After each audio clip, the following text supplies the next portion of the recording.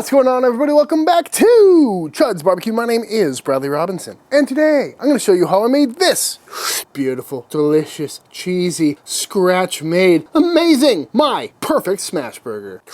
Coming up.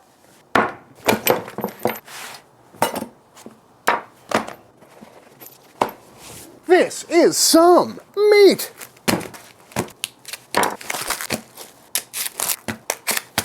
Pat it dry. And what I got here is a chunk of some brisket flat, some boneless chuck, and of course some boneless short ribs. Very classic combination for making burgers. Good amount of intramuscular fat in all these cuts. Even got a little fat cap on this one. And each one bring their own thing to the party, whether that's beefiness, minerality, tenderness. Just works well for ground meat. And of course you can do whatever you want when making burgers. You could do just chuck, you could do just brisket. But whenever I feel like going the extra mile, doing a nice blend of these three cuts always works out well. And to start things off, I'm just gonna cube these up so they fit through the meat grinder easier. You can do cubes or strips, and because these are all strips already, not much we have to do. These ones are kind of fat, so I'm gonna cut these in half, but really, it's up to you. And because these are such well-marbled cuts and the fat cap on this, I think the fat content is gonna work out really well, but if you're concerned about it, you can always get some really lean meat and some brisket fat or something and really dial in that perfect 80-20 or whatever it is you're after. But I found that using these cuts most of the time, you get right between that 70-30, 80-20 ratio and always end up with some tasty burgers.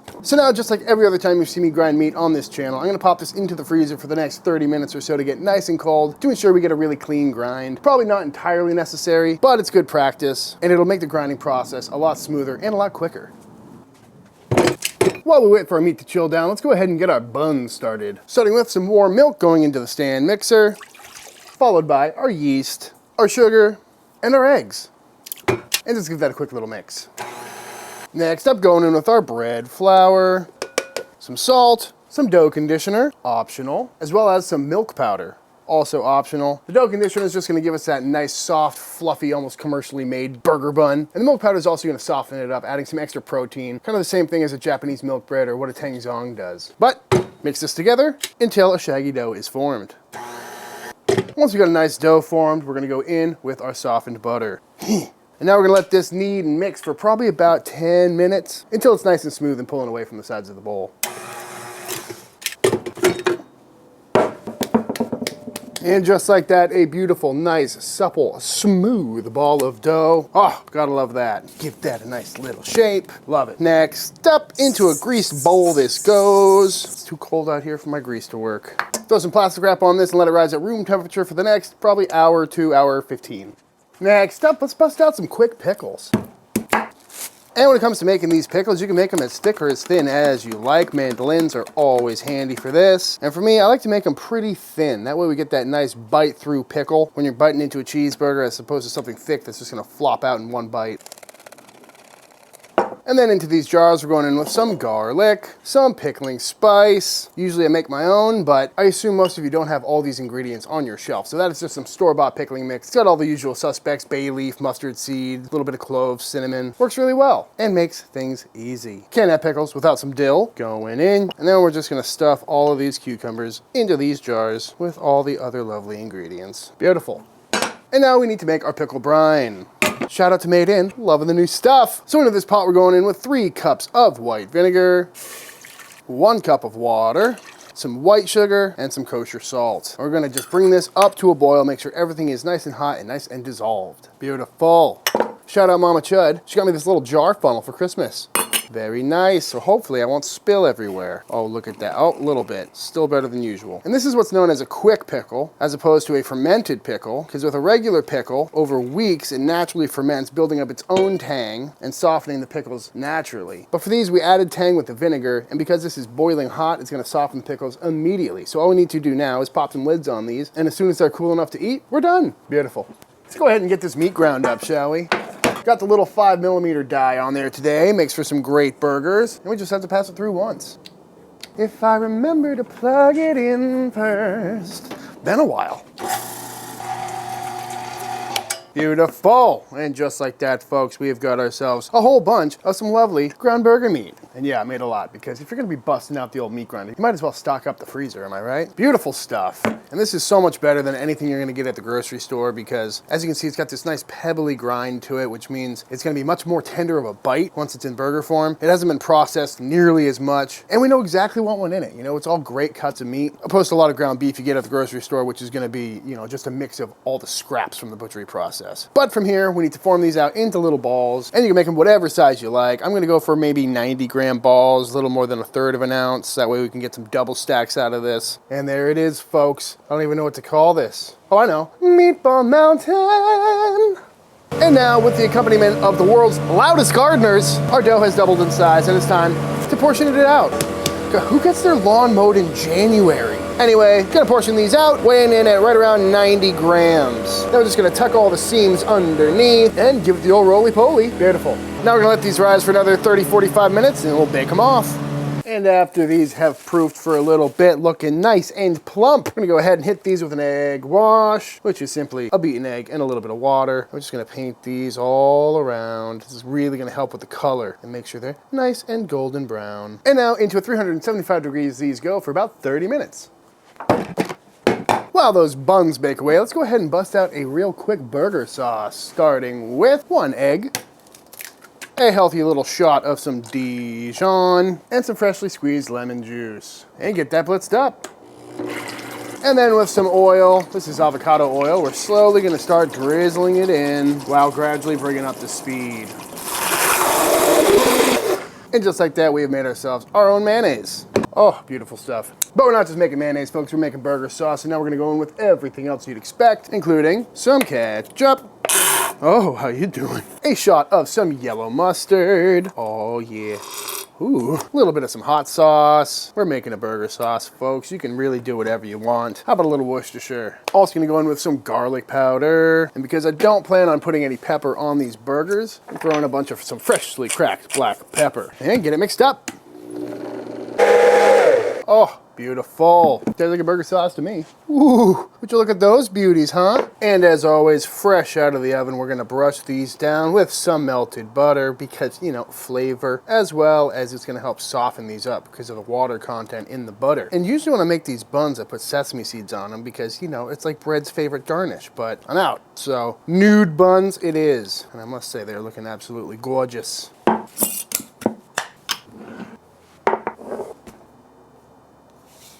Last but not least, we need to talk about onions. If you saw my very first Chud Burger video, I talked all about how much I love rehydrating dehydrated onions for my burgers because that's what they do at all the fast food restaurants. And it really brings that nostalgic flavor to a homemade burger. Highly recommend it.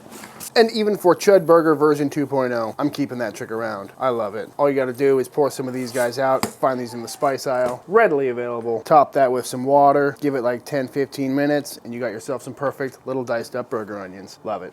And lastly, our cheese. American cheese is the only cheese for a cheeseburger, and I will stand by that till the day I die. If you disagree, please keep it to yourself because you will not change my mind. And if you're concerned about what American cheese is, again, go back and check out my Juicy Lucy burger or my original Chud Burger video where I show you exactly how to make your own American cheese. But it takes a lot of work. It's unrealistic for the home cook. So today we're sticking with the good old classic Kraft yellow stuff. It was basically designed for burgers. And finally, at long last, it is time to make our Smashburgers. And for those of you unaware, this is the Chud press. I build these and sell these on my website. Available now, no wait. So if you don't have one of these, you definitely gotta pick one up.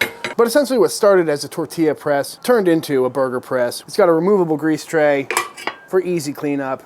Perfect for making flour tortillas, smashing burgers, bacon press, panini press. It's basically everything George Foreman wished it could do. And I also have this big propane burner right here that is gonna power this thing. This thing can get nice and hot. I've got it up to 800 degrees, no warping, no problems. But if you don't have a table like mine, you can always just put it on your home range or get yourself a butane burner or something like that. So now we're just gonna let this thing get screaming hot and throw on some burgers.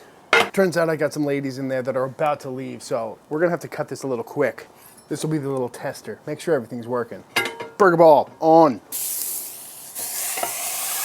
Just give it a little press, folks. That's all you gotta do. Give it a minute or so. Ooh, looking good. Literally 1 minute. Hit this with a little salt. Give it a flip. Hit it with the cheese. Toast our buns. Beautiful toast on that. While that cheese melts, we'll go ahead and get the sauce down. Rehydrated onions down. Pickles on the burger. And just like that, a beautiful patty on the bun. Ooh, she wanted a single. I told her they were small. And there we go, the perfect burger in like 2 minutes flat. Might be hot. My God, it's really good. Steamy. It's really good. Those buns are fresh out of the oven too. It doesn't get much better No, the than buns, that. I took. Oh my God. I took an Instagram video because they were that beautiful. They're literally picture perfect. Okay, one more bite. Sorry. She took one and passed it, and you're on bite 3. I know, and I was the hungry one. Sorry. Luckily, they come together real quick. Seriously, I was like, I'm hungry. They said, we're gonna pee, and then we're gonna leave. I'm like, I had a burger ready before that flusher went down. Is this new? It is, that's from Made-In. I like that. They're my new favorite cookware company. Got a good weight to it. Located here in Austin. Oh, nice. I didn't pay her Local. to say that. I'm gonna take this for the road. Okay, bye. Bye. Road burger. All right, now back to our regularly scheduled program. All right, I got this Chud press screaming hot, as you can see. And now we're gonna do a double. We're gonna throw one ball right here, one ball right here. And just give it a nice, firm press.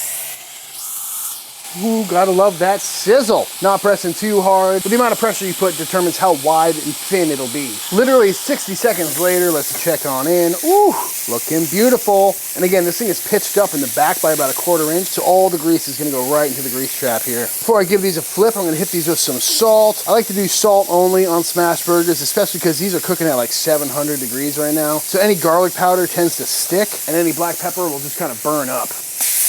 Ooh. Just look at that beautiful sear in 60 seconds. Love it. What we're gonna do now is scoot these forward a little bit, hit them with some American cheese. Realize that I forgot to cut this bun. Beautiful buns, by the way, folks. And because we're so hot, these will take about 10 seconds to fully toast. Beautiful. And while the undersides cook, I'm gonna go ahead and throw some of this beautiful, nice and thick burger sauce on our bottom bun. A little bit on the top bun as well, for good measure. Throw our pickles on one of these guys. I like a pickly burger.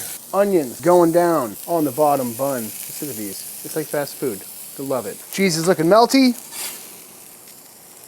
Double stack. And there we go. And aside from me cutting this bun terribly, oh, what a fit. Pop on our top bun and the ultimate burger. The Chud Burger 2.0. I mean, what's not to like about this, folks? Homemade, perfect bun, house-made pickles, perfectly seared beef that was hand ground. Oh, I gotta dive in. I've made a lot of burgers in my day, folks. Smoked burgers, pub burgers, smash burgers. But this is what I make for myself all the time at home. I mean, just look at that perfect burger. Ah, there's just care put into every step, and I need to know how it came out. Oh my God, that is so good. So juicy. The crust is just unbelievable. The pickles, the bread, the onions, the cheese. It's all you need, you know? I think there's time and place for lettuce and tomato on a burger. This is not it. Oh my God. Like, the double cheeseburger is my happy place in life, you know what I mean? Just so gooey. The bread to meat ratio is perfect. The sauce is tangy and everything it needs to be. The pickles bring that je ne sais quoi, you know, with those warming spices with the cinnamon and the clove that earn that pickling spice, but it's subtle, but helps just round out all those roasty notes from that super seared beef. Freshly baked bread. Come on, folks. And I know it's hyperbolic to say that this is the best smash burger, or whatever I titled this video is probably something along the lines of I perfected the smash burger. And really that's just a personal preference because this is my perfect burger. And the whole point is just because this press makes things so quick and easy. If you skip the homemade bun and grinding your own meat, making your own pickles, which I do most nights, you can pump out an amazing smash burger in like 2 minutes. I timed it once at 1:45 if you have everything meased out. You know, if Josh Weissman got one of these things, but faster, would be game over. But all that to say that this is truly an amazing burger. It's all about getting that crust as quickly as possible, making the smashing process nice and easy, and I gotta say, it's very tasty. So good. It's like gourmet fast food. Love it. As I mentioned, these presses are on sale on my website right now. If you're watching this in real time, they are ready to ship. If not, we'll let you know if you try to order one. But before I go ahead and eat like 17 more of these burgers, I think it's time for the official taste test. The most adorable mini cheeseburger of all time. Love it. All right, y'all, and that is it. That is how to make my version of the perfect smash burger. Did I have to design and build my own cooker just to make this burger? Probably not. But is this the fastest way to make the best cheeseburgers I've ever made? Absolutely. But all that being said, if you enjoyed this video, let me know by hitting that subscribe button. Let YouTube know by dropping a like on this video. If you give this recipe a try for yourself, be sure to tag me on Instagram at Chuds BBQ. And if you already picked up a press, be sure to make this video. I'd love to see how it comes out for y'all. Big shout out to all the Patreon members. Thank you for supporting Team Chud and allowing me to keep making all these videos. And until the next time I see you, please go cook something outside. Peace.